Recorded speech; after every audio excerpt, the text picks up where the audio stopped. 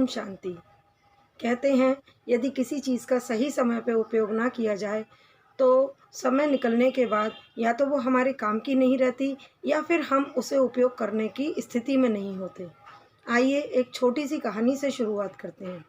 एक बार एक गिलहरी थी, उसने अपना सारा जीवन बहुत मेहनत की और वो ये सोचती थी कि मैं ज़िंदगी में इतनी मेहनत करूँगी ताकि मेरा बाद का जीवन जो है वो आराम से गुजरे।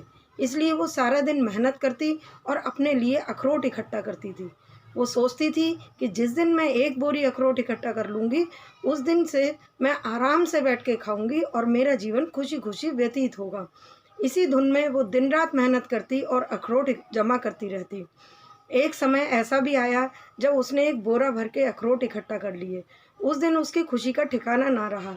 वो सारा दिन नाचती गाती झूमती रही और इस बात से खुश होती रही कि आखिर वो दिन आ ही गया कि अब मुझे काम नहीं करना पड़ेगा और मेरा बाकी का जीवन जो है वो आसानी से खुशी खुशी व्यतीत होगा और मैं आराम से रहूँगी।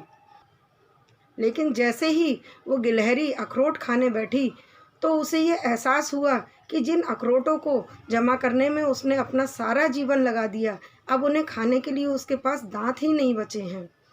ये सोचकर वो बहुत दुखी हुई। फ्रेंड्स, ऐसा ही कुछ हमारे साथ भी होता है।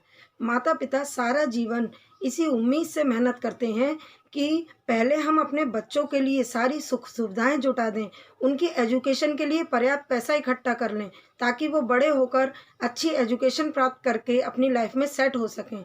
और वो ये सोचते हैं कि हम इन सुख सुविधाओं का तो बाद में भी उपयोग कर लेंगे, लेकिन क्या पता फ्रेंड्स, बाद में हम उन सुख सुविधाओं को उपयोग करने की स्थिति में ही ना हो या फिर वो सुख सुविधाएं हमें उपलब्ध ही ना हो।